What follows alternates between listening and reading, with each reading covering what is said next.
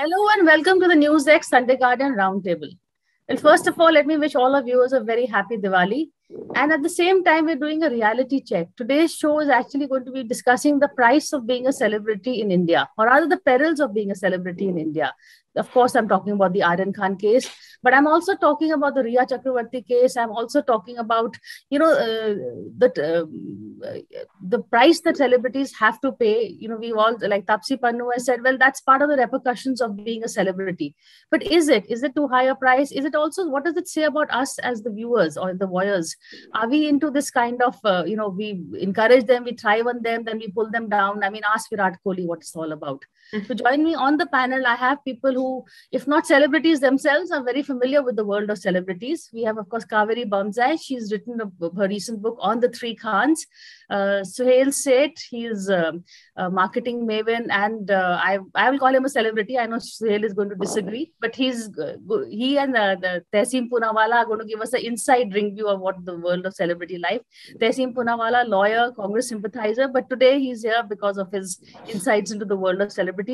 And Abhijit Iyer Mitra, he is a columnist, commentator, and again someone who's follows politics and society well. And also Kaveri, I think we've got the three bad boys on the panel today. So it's going to be up to us to, I wonder, we've got a very righteous panel on our hands. But yeah. Suhail, first of all, beginning with you, how you've been, I know, also, you're pretty friendly with Shah Rukh Khan. So, the insights of what they go through also is something that you'll help us bring out. See, no celebrity is not aware of the perils of his or her stature. So let's park that. For anyone to claim innocence, oh, I'm very simple and all, and play the reverse guilt card is not true. If, for instance, a film actor is not mobbed by fans, he or she will start worrying as to what's happened with my popularity. So that's one part. See, there are, to my mind, three things that are happening in India, not now. And, people like Kaveri and all have written about this. It's about social behavior. We, for years, have been one country and one people who love to pull people down. It's a very tragic situation. I don't want to use that crab mentality rubbish, but it's something where we want people to be the lowest common denominator rather than the highest common factor. Because I can't rise to an Abhijit's level or a Kaveri's level or Tehseen's level or your level, let me pull them down to mine. So that's number one, part of your social behavior. Number two, too much of power is concentrated in too few hands of celebritydom. Where does power emerge from? It emerges from your craft, and it emerges from what your craft enables you to do commercially. Commercially, if you've seen, whether it's advertising, whether it's endorsements, whether it is national causes, Save Gujarat, polio, everything is left to 4, 5, maybe 10 celebrities of the film industry. Cricket. From Sachin Tendulkar's time, and he was the guy who reinvented the commercial aspect of cricket. Lalit Modi came much later with IPL. That was league-ish. But the endorsement, I still remember Mark Mascarenhas signing him on for 100 crores. In those days, which was unthinkable. Today, Virat Kohli is a huge brand as far as endorsement is concerned. Number three, the right wing or the so-called right wing versus left wing debate has now poured into every aspect of our lives. Whether it is voyeurism or what I call vulturalism is out for the jury to decide.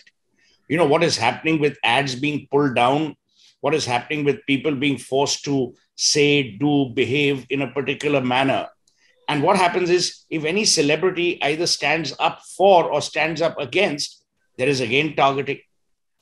Now, the difference here is, and Angelina Jolie, when she stands up for land mining, or for landmines to be obliterated, actually goes to landmine regions. Here, our celebrities issue out one little tweet saying, oh, we believe in this cause. And then they get banned. But once they get banned, they withdraw. So then people say, yaar, ye to fake log hain. These are people without a spine. That, to my mind, is the worst thing a celebrity can be accused of. Finally, in my opening remarks, I'll just say this, that there's a difference between being a celebrity and being a public figure.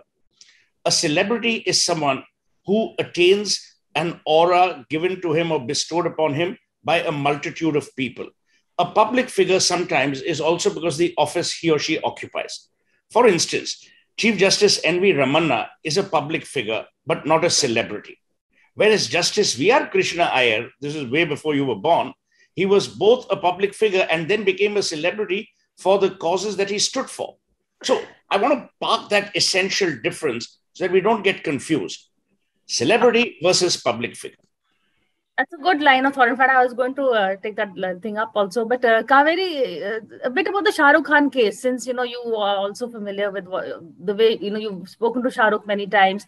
He himself has talked about the dangers of being a celebrity and that it might impact his kids, and that's exactly what has happened, hasn't it? Yeah, but I think in Shah Rukh Khan's case, he's also built himself up to the point where people do consider him a celebrity. He was never just an actor. Aamir Khan has more or less been an actor rather than a star. There's always been that difference within Bollywood as well between the actor and the star. And I think the fact that people like Shah Rukh Khan have become almost self-reverential and self-referential in their stardom, they keep insisting that you keep insisting on the markers of celebritydom. My Mannat is the second most important address in the country after Rashtrapati Bhavan. You allow people to compare you to Tom Cruise, allow people to call you the greatest star in the world. Whether it's true or not, we really don't know. When you look at box office figures, it isn't necessarily true that he's the Tom Cruise of, the alternative Tom Cruise. So you build an image and you enjoy it and you revel in it. And of course, its dangers. But also remember that you do get blinded after a certain point by your own fame. But I want to take up what Suhail has said and the fact that I feel that this is something that's a universal phenomenon. I think bringing people down, the whole idea of Schadenfreude, enjoying people, celebrities on their knees is not something that's unique to India. When you look at the case of Britney Spears, or you look at the tragic case of Amy Winehouse, you've had very, very powerful celebrities literally being destroyed by the media. So it's not something misogyny or the whole crab mentality or the stall poppy syndrome is not unique to India. You look at how viciously Benifer at one point were trolled before they're being embraced now for being, for coming back together after 20 years. You look at how viciously Brad and Angelina Jolie were first trolled before Angelina reinvented herself as this, Princess Diana of Bollywood. You look at of Hollywood. You look at Princess Diana's life itself. That is the ultimate case of celebrity hunting, and you have really feral media doing that. So it's not something that's unique in India. I agree with Suhail. What is unique to India is that we have far too few celebrities. Therefore, the focus is on people like Shah Rukh Khan. The focus is on people like Salman Khan. We don't have enough people to hound to death, unfortunately. Tehseen, my question to you is, are you a celebrity or a public figure first? Which one, where do you see yourself? No, I don't hold any office, so I'm definitely not a public figure. But I want to take it further from what Suhail said about celebrities. And I slightly, while I agree with most of what he said, I slightly disagree of the difference between India and abroad. While it's not different in abroad to bring down celebrities, as Kaveri said rightly, that abroad also they're trolled. The difference in India, particularly in the Shah Rukh Khan case, was this: the Shah Rukh Khan's son was planted. This was done by the state machinery. And I'm not necessarily blaming the BJP. I don't want to make this political. This isn't political. But this was done. Yes, but how it was covered, really? No, but in India there is an element of whichever government is in power of at times the state trying to plant and bring celebrities down. There is an effort by the state. There is a correlation. There is almost a backing by the state. That does not happen in mature democracies. Let's move a second away from the Shah Rukh Khan case and let's look at the Sabyasachi case. And you had the Home Minister of Madhya Pradesh threatening a fashion designer who's brought fame to India that he will go after him. There is state sanctioning of an online lynch mob. that is happening in India. And I think that is very, very dangerous. Now, I'm not saying this is happening only on the so-called right wing, because I don't believe BJP supporters are right wing, simply because they are not pro-economic reform. So let's get out of right wing and left wing. Let's understand there is a difference. There is a BJP supporters, and then there are so-called liberal or Congress supporters. Both of them indulge in lynch mob mentality on the social media. And we need to understand that once you get into this, it is, and you get state sanctioning from whichever side of the political spectrum that you support, that is not good for the country, because there is a celebration in bringing people down. While abroad, people were trolled. Even Princess Diana, there were critics of Princess Diana. There are critics of the current royal family. But there's a difference between trolling and state sanctioning of wanting to bring them down. And that difference is stark in India. To the second point, yes, as a celebrity, and I don't claim myself to be a celebrity, but there is fear today. When I go out with my wife, I ask my security and I give them. So when I go out to a pub now with my wife, or I go to a club with my wife, I ask my security on our table not to allow anyone now. We don't allow people we don't know to come and tell us hi. We don't know, because we don't know if somebody is carrying something and that is going to be framed on us. So there is a genuine fear. He is a celebrity. He is a celebrity. No, but there is. I don't have any security. No, but you see also, because there is a lot of hate that I receive, Sohail, because of the line that I take on TV. And I want to share this one thing, which is I've tweeted about it. I was doing lunch with somebody from the Israeli embassy who covers politics for the Israeli embassy. She's working as a diplomat for the Israeli embassy at the Hyatt in Delhi. Okay, at the Hyatt in Delhi, a 5-star hotel. So her security and my security sitting in the lobby. We're doing lunch at the coffee shop. This man walks up to me, and a couple of people came up, took pictures. Now this man walks up to me and says, "Are you the same guy on TV?" I say, "Yes." He says he wants to, and uses unpardonable words and violent words for Mrs. Gandhi. Okay, and I am shocked. This Israeli ambassador is shocked. This is happening in Delhi in a 5-star hotel in the middle of the afternoon, and the guy is not drunk. Now, when you have threats like this, it just takes one crazy person to probably hit you with a knife or a fork or put something in your eye. And that fear is now real, because there is so much of hate in India against people who are known. I'm not saying I'm a celebrity, but Sohail, me, Abhijit, we are on TV. We are known figures. There is so much of hate that is generated for the lines we take, that it just takes one person to, he takes a fork and puts it in my eye. What am I going to do? And therefore, you're living now in fear. And this is happening in front of an ambassador of a country. Can you imagine? A diplomat. That is how country that sold us the Pegasus. Let's not forget. Yeah, Abhijit, I want to bring you in. I remember in the last show when we were discussing Pegasus, you talked about a certain lady journalist, you said, whose name was not on the list and who wanted to be on the list. So there is celebrities and there are people who want that life also, or notoriety, whatever you want to call it. So see, here's the issue, Priya. I find a lot of what we call celebrity is a case of pushing yourself to be out there in the public gaze. You know, a lot of my friends who are Bollywood correspondents, because I've been talking to them unusually more about their work. I'm never interested in Bollywood, but over these last 2 weeks since this entire drama unfolded, you know, the kind of press releases they get, it is, a film actor's publicity agent who will actually put out a press statement saying, is my client having an affair with that person? Correct. And most of them are like, what the hell, dude? Like, you're meant to be the publicity agent and you're pushing a line saying, is he or she having an affair with this other person, this other famous person or whatever? Now, the problem here is, remember, celebrity is a force multiplier. In much the same way that salt adds so much to your food, you may be an actor, but being a celebrity takes it to that next level where you can monetize it that much more. As an actor, you can get 20 crores per advertisement, but as a celebrity actor, you can get 100 crores per advertisement. So it's something that I've seen the entire sort of celebrity community almost aims for it, aims for a certain notoriety or whatever. Now, some go down the notoriety way. Some go down the plain celebrity way.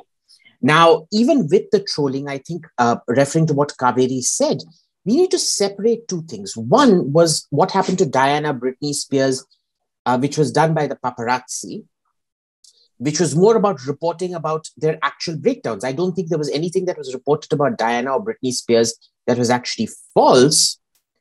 as opposed to online trolls making threats Yeah. about you, going after your family, etc., etc., etc.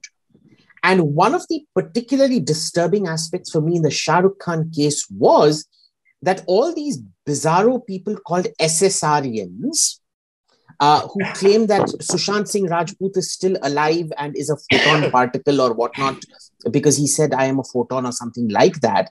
We're going after not Shah Rukh Khan, but Shah Rukh Khan's kid. Right? I mean, let's not even get into the fact that there was no possession. There was nothing found on him and all of that. And even the WhatsApp chats seem to be pretty damn ridiculous to go in for a conviction. There is this aspect to it, which Shah Rukh Khan ultimately has to do a bit of introspection for, because all these same Bollywood journalists will also tell you that Shah Rukh Khan had his own troll army, which he used to cultivate and make it go after certain people who would come at him on the internet. So, there is a certain, I know it sounds awful, but there is a certain poetic justice to this. I just wish it would on Shah Rukh Khan and not on his kid, because the kid didn't cultivate that troll army, right? So there's this other aspect to it as well that we need to look into. The third, and I'm sorry, I'm going to be quite discordant out here, is the fact that even though, remember when it was the paparazzi doing it, there was some kind of editorial control.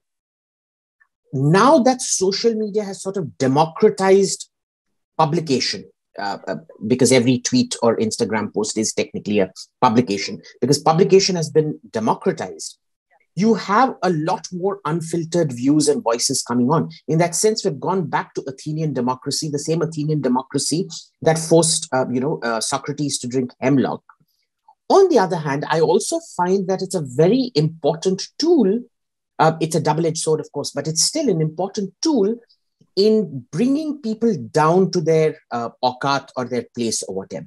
Because if you're going to have celebrities who come and give you gyan on everything under the sun, from how to celebrate Diwali, or, while eating mutton biryani 2 years back, telling you not to eat mutton biryani, to go veg today, it's a bit of a stretch.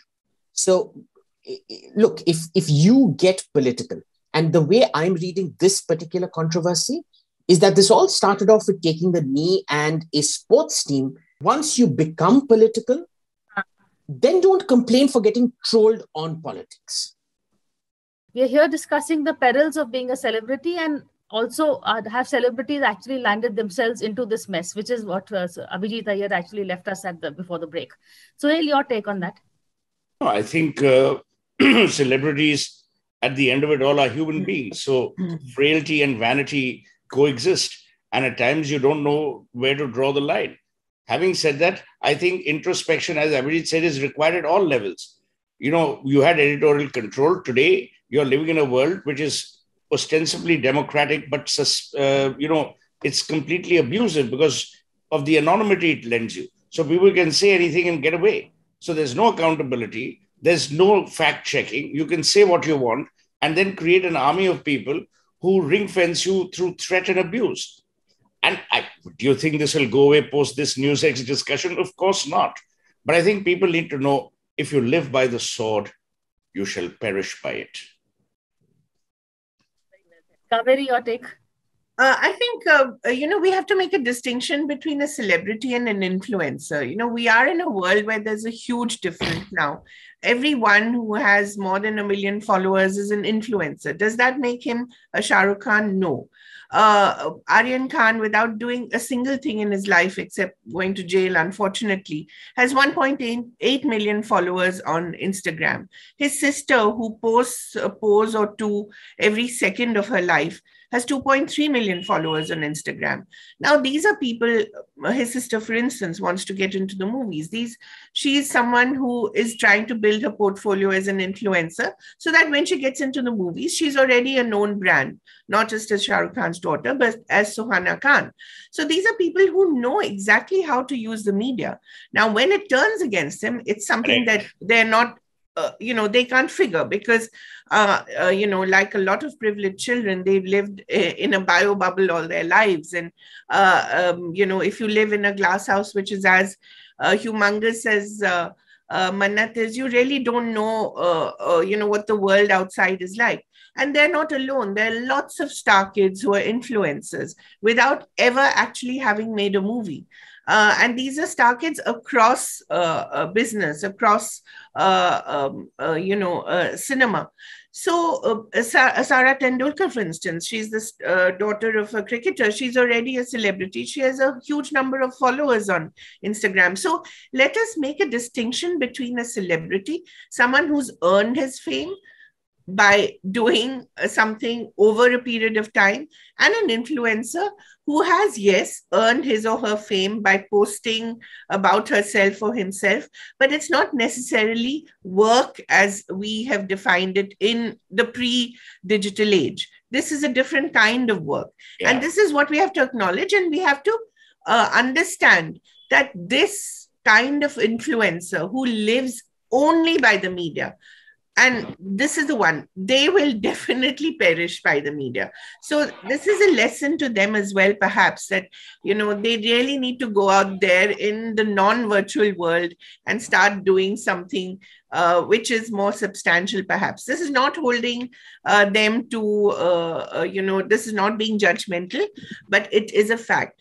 In a new world where there's OTT, there's movies, there's TV shows, there's IPL, there's there's soccer. There's so many different kinds of entertainment out there, and I include cricket in entertainment as well.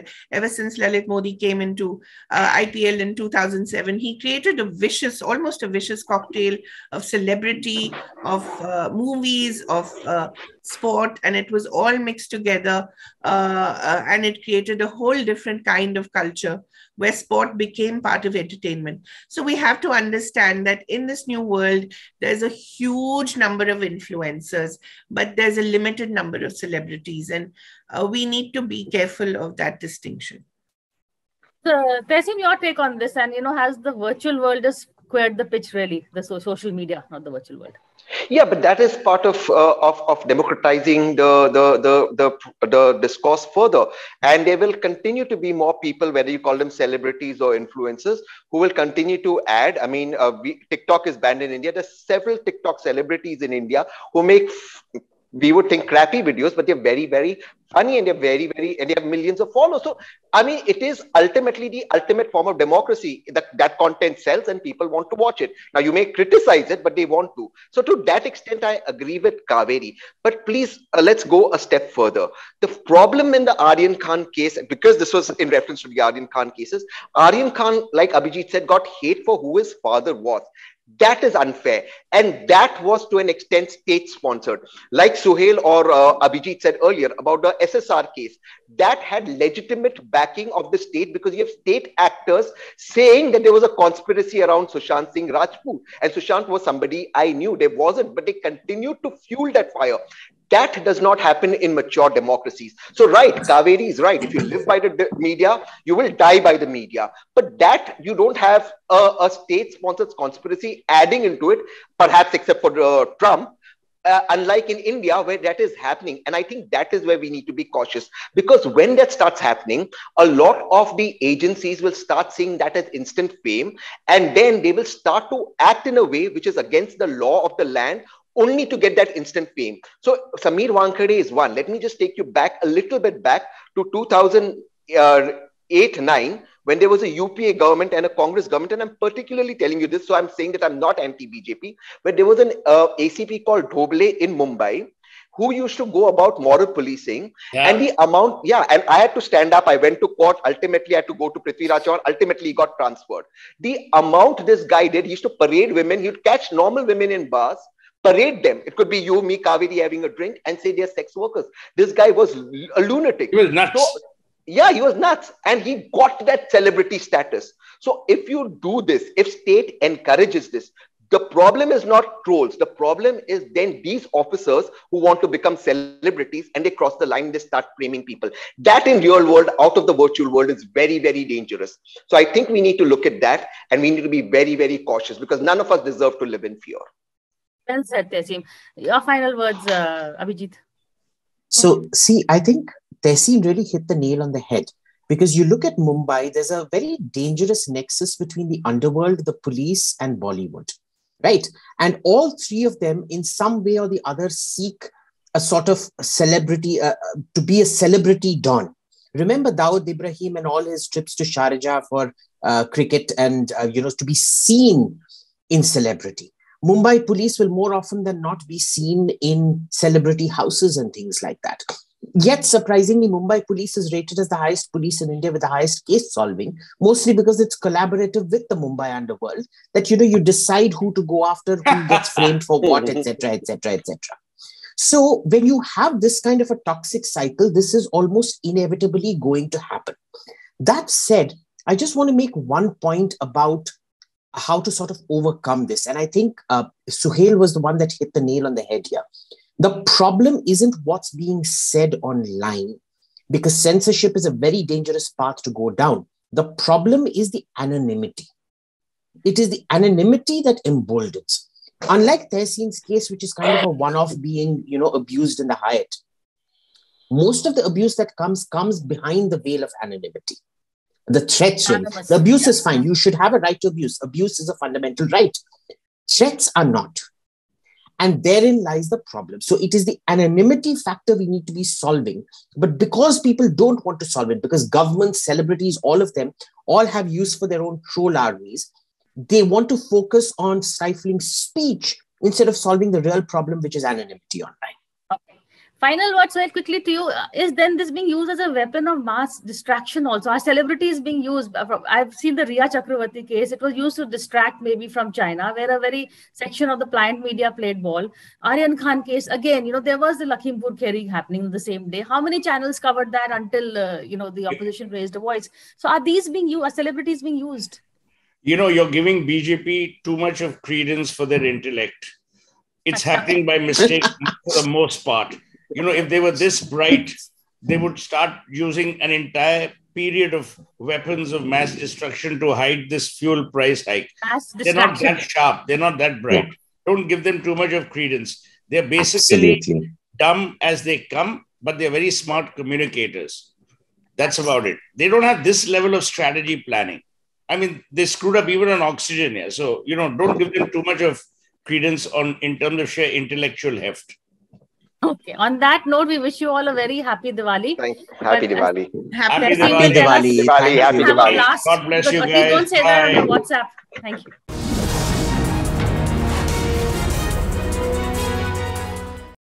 For more such videos, subscribe to the NewsX YouTube channel, hit the bell icon.